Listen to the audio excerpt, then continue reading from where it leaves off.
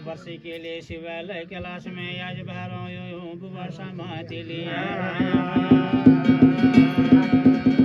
जागर केवल एक शब्द नहीं है बल्कि एक भावना है। जागर शब्द संस्कृत की जाग धातु से बना है जिसका अर्थ है जागना या जागृत करना।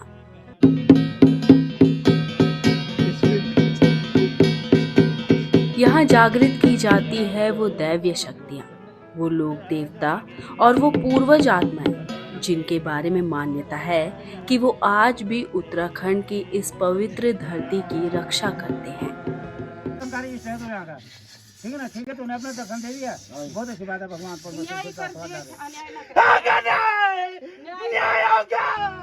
यह केवल पूजा नहीं है, यह देवताओं और मनुष्य के बीच होने वाला सदियों पुराना एक जीवन संवाद है।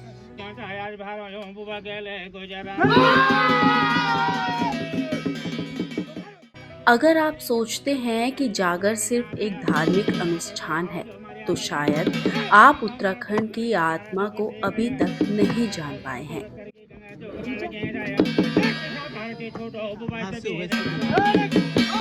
क्योंकि जागर में आस्था भी है, संगीत भी है, लोक कथाएं भी है, वीरों की गाथाएं भी है और एक ऐसी आध्यात्मिक ऊर्जा है जिसे शब्दों में समझाया नहीं जा सकता।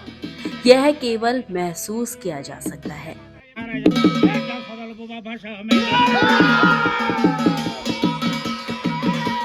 जब आधी रात को ढोल और दमों की थाप पूरे गांव में गूंजती है, जब जगरिया अपनी गूंजती हुई आवाज में देवताओं की गाथाएं गाना शुरू करता है,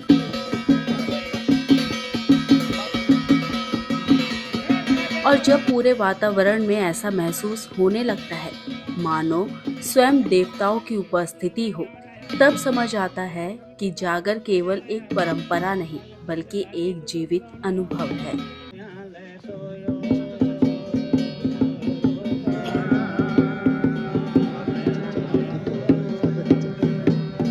इस पूरे परंपरा की सबसे महत्वपूर्ण कड़ी है जगरिया। जगरिया केवल गाने वाला व्यक्ति नहीं, वह इस पूरे अनुष्ठान की आत्मा होता है। अपनी आवाज, अपने मंत्रों और ढोल दमों की थाप के साथ वह एक एक करके देवी देवताओं का आह्वान करता है।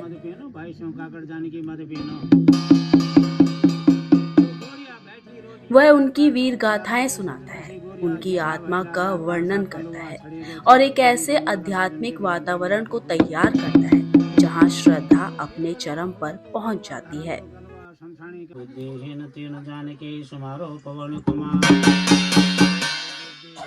एक सच्चा जगरिया केवल गायक नहीं होता, वह एक लोक कथाकार, एक आध्यात्मिक मार्गदर्शक होता है और देवताओं का संदेश वाहक होता है।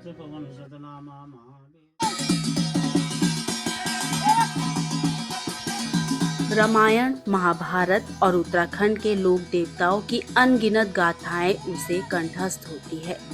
जगरिया बनना कोई कला नहीं है, यह वर्षों की साधना, समर्पण और ईश्वर की कृपा का परिणाम होता है।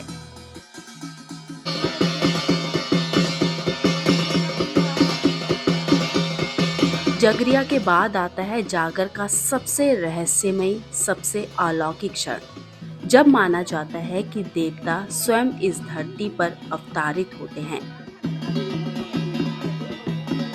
लेकिन किसी मूर्ति में नहीं बल्कि एक इंसान के शरीर में। उसे कहा जाता है डंगरिया। डंगरिया देवता और मानव के बीच का वह सेतु है जिसके माध्यम से देवता अपने भक्तों तक अपना संदेश पहुंचाते हैं। जैसे ही देवता का अवतरण होता है, डंगरिया का स्वर बदल जाता है, उसकी आंखों की चमक बदल जाती है, उसकी चाल, उसका नृत्य, उसकी कंपन, सब कुछ सामान्य नहीं रहता। श्रद्धालु मानते हैं कि उस समय जो भी शब्द उसके मुख से निकलते हैं वो किसी इंसान के नहीं बल्कि स्वयं देवता के वचन होते हैं। अरे समझाऊं रे मैं, मारा कोटी समझाऊं मैं, तिधर के दुआ।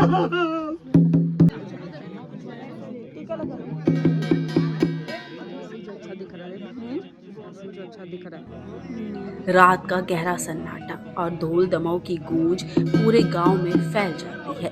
इसी माहौल के बीच गांव के आंगन में तैयार होती है एक पवित्र धुनी। लेकिन यह कोई साधारण अग्नि नहीं होती। उत्तराखंड की लोक परंपरा में धुनी को उस स्थान के रूप में देखा जाता है जहां स्वयं देवताओं का आगमन होता है। यहीं से शुरू होती है जागर की सबसे पवित्र यात्रा। धुनी जलाने से पहले उस स्थान को पूरी श्रद्धा के साथ तैयार किया जाता है। सबसे पहले जमीन को गाय के गोबर से लीपा जाता है। यह केवल सफाई नहीं बल्कि उस स्थान को देवताओं के स्वागत के योग्य बनाने की एक प्राचीन परंपरा है। इस धुनी के चारों ओर कुछ नियम भी होते हैं। यहाँ जूते चप्पल पहन कर आना पूरी तरह से वर्जित माना जाता है। लेकिन केवल शरीर की नहीं, मन की पवित्रता भी उतनी ही जरूरी होती है।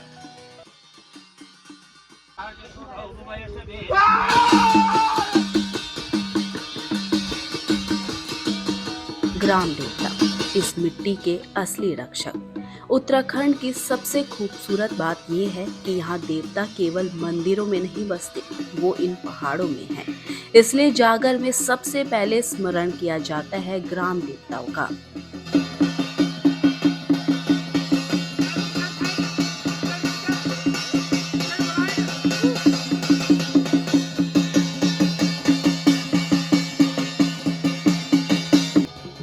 भूम्य देवता, इनमें सबसे पहले आते हैं भूम्य देवता, धरती के रक्षक, गांव के संरक्षक।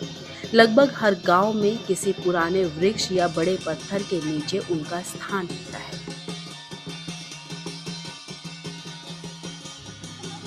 जब गांव पर कोई संकट आता है या पूरे गांव की सुख समृद्धि के लिए प्रार्थना होती है, तब सबसे पहले भूम्य देवता का आवाहन किया जाता है।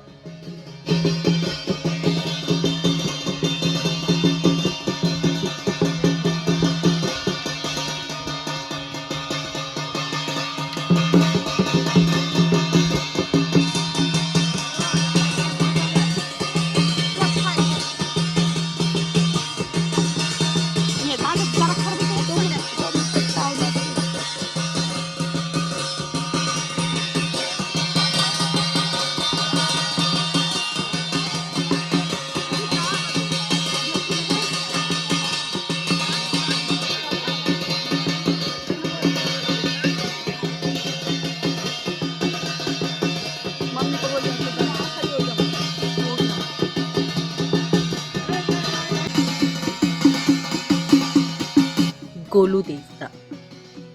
और जब बात न्याय की होती है तो उत्तराखंड का हर व्यक्ति सबसे पहले याद करता है गोलू देवता को। उन्हें न्याय का देवता कहा जाता है।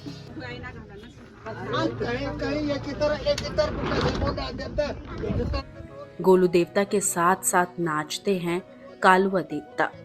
आज भी हजारों लोग अपनी प्रार्थना, अपनी पीड़ा और अपनी उम्मीद एक पत्र के रूप में गोलू देवता तक पहुंचाते हैं। मान्यता है कि अगर मन सच्चा हो तो न्याय अवश्य मिलता है।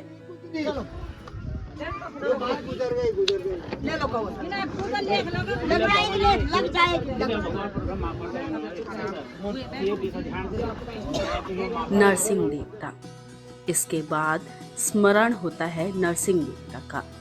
शक्ति, साहस और धर्म की रक्षा के प्रति जब उनके मन का जागर गाया जाता है तो ढोल दमाऊ की हर थाप पहले से कहीं अधिक ऊर्जावान हो जाती है।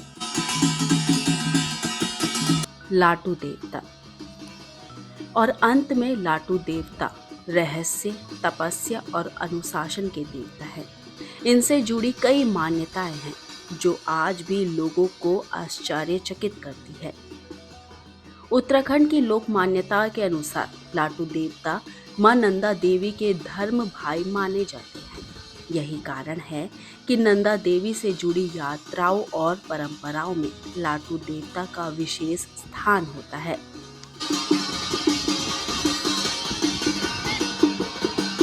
यही है उत्तराखंड, जहां हर परंपरा केवल एक रस्म नहीं बल्कि सदियों से चली आ रही एक जीवित संस्कृति है।